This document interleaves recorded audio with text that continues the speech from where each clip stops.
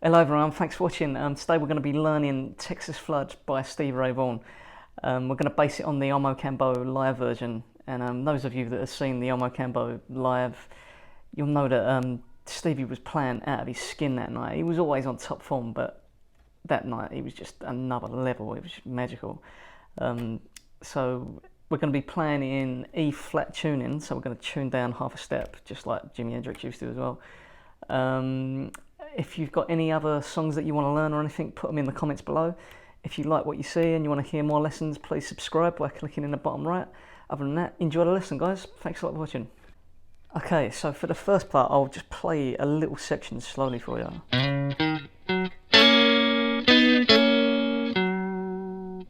So we'll try and focus on that part to start with. So we're sliding up to the 5th fret with our pinky finger on the A string.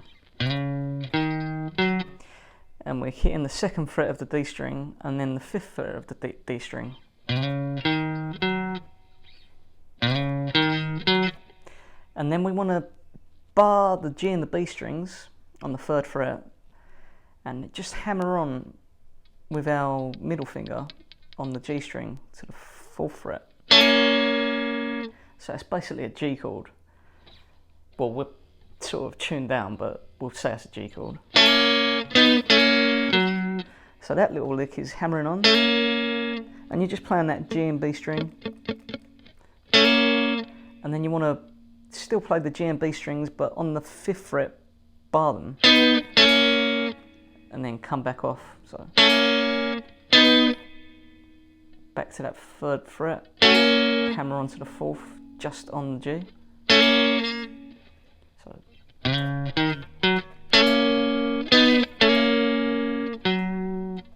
Finishing on the D string on the 5th fret.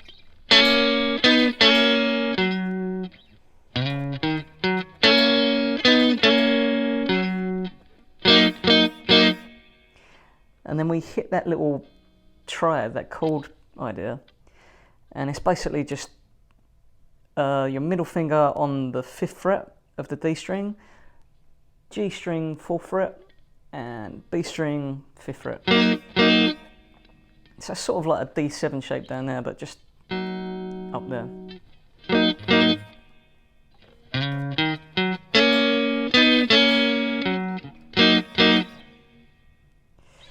And then we want to slide up again to the 10th fret of the A string, and we're playing in C now. So again, we're playing over the next chord. So he's playing through the changes. And it's basically the exact same thing that you was doing down in G. So it's 10th fret, 7th to the 10th on the D string, and then hammering on with that bar from the 8th to the 9th, barring with your ring finger on the 10th, hammering back on, and then hitting that note again.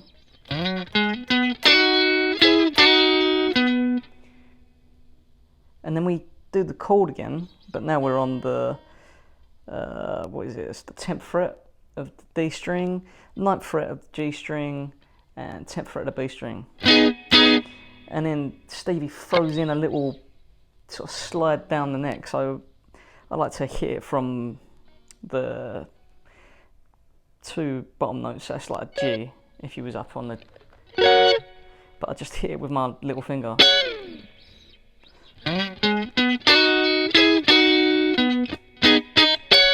So you go straight into that slide down after that.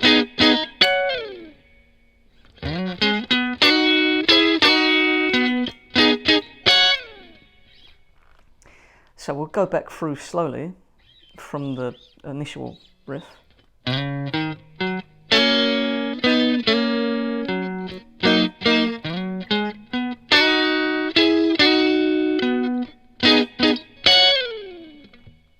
Okay, now we get into the riff territory, and in this little section there's so many little parts that you can just use all over your blues playing. I mean, like 10 seconds of Stevie is some guitar player's career's worth of licks, so just nick as much as you can, basically. We want to bend up on the G string from the 5th, bending up a note.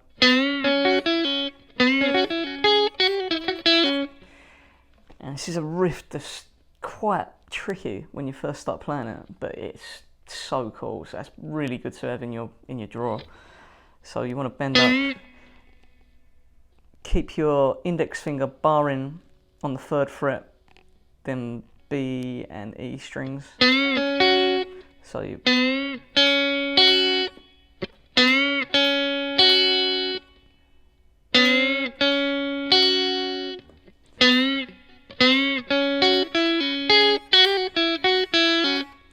So there, after he's bent up and then hit the B and the E,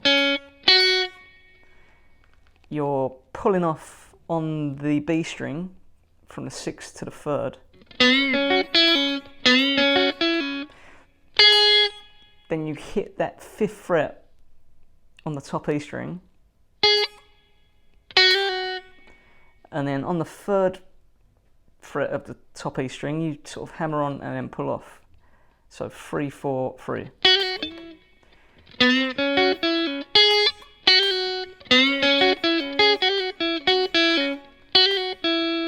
So you do that, and then you hit that 6th fret of the B with your pinky.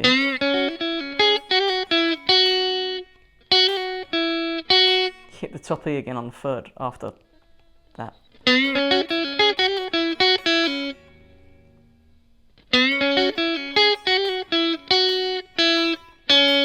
Finishing on that B string on the 3rd fret.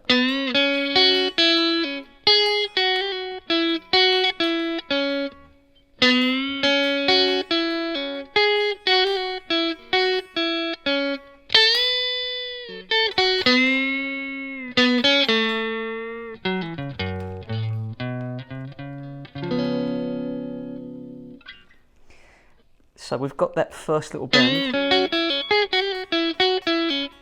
and then the next part we're bending up on the 6th fret of the top E string.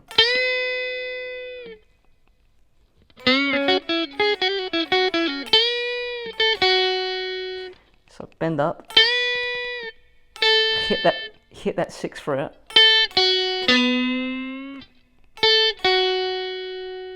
hit the 3rd fret of the top E, and after that 3rd fret of the top E you go straight into the G string bend from the 5th fret.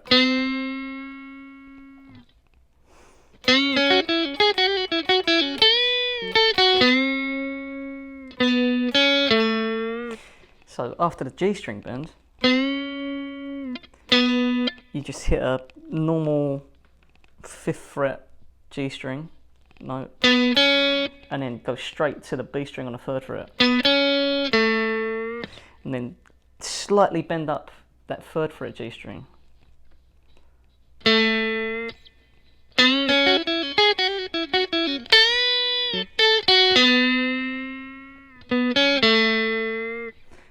So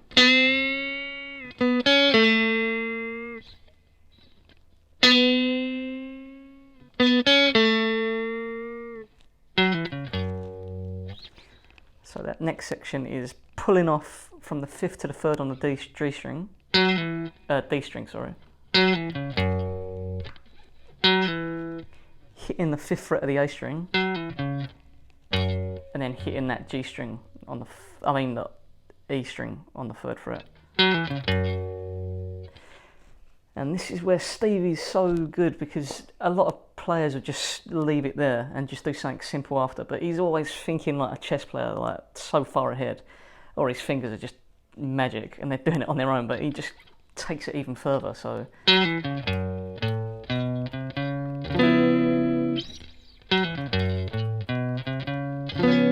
sorry, that's the chord. I think he plays a normal 7 chord there.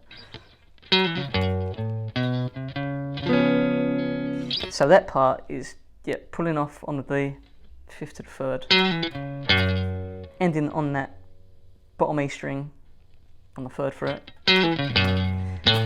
then playing the 6th fret of the bottom E string, and then walking up from the 3rd, 4th, 5th on the A string.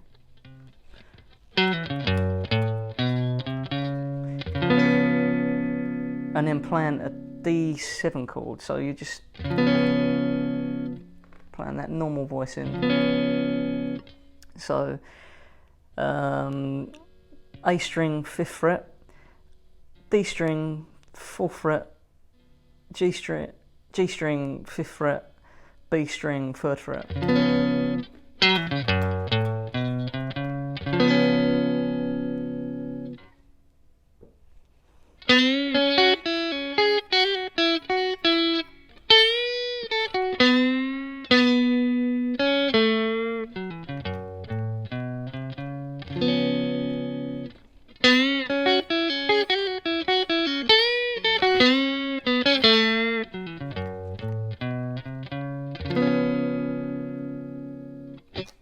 Okay, so the next part has got some really tasty licks as well, and it's really laid back and cool. So we bend up that G string again on the 5th fret, and do that same thing by barring the B and the top E strings. But this time we do that cool little double stop thing. And what he's doing there is he's got his ring finger on the 6th fret of the top E string, and he's got his middle finger on the 5th fret of the B string, and he's just bending them up slightly, ever so much. So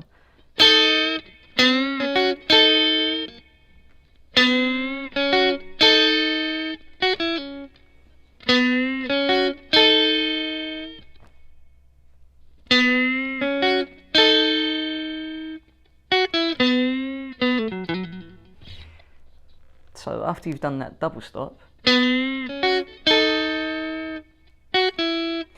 want to go back to the top E 3rd fret, then 6th fret of the B string, and then bend up that G string again, and then pull it back down. So once it's bent up, you're bending back down, pulling off, and then hitting that D string on the 5th fret.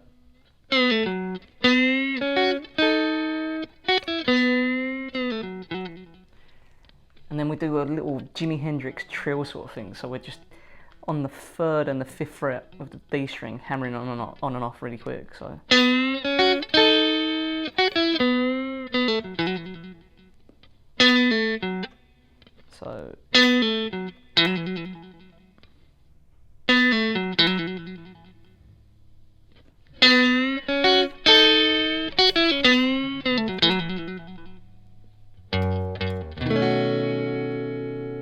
So then we want to bring our thumb over the neck onto the bottom E string.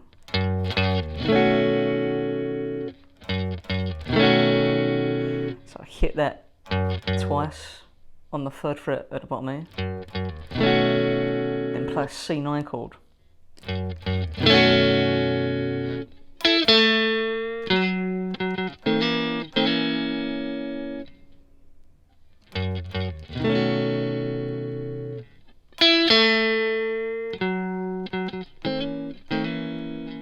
So that next riff is hitting the 6th fret of the B string, then on the G string, 3rd fret, pulling it down slightly, then hitting the D string on the 5th fret, and then quickly hitting it twice.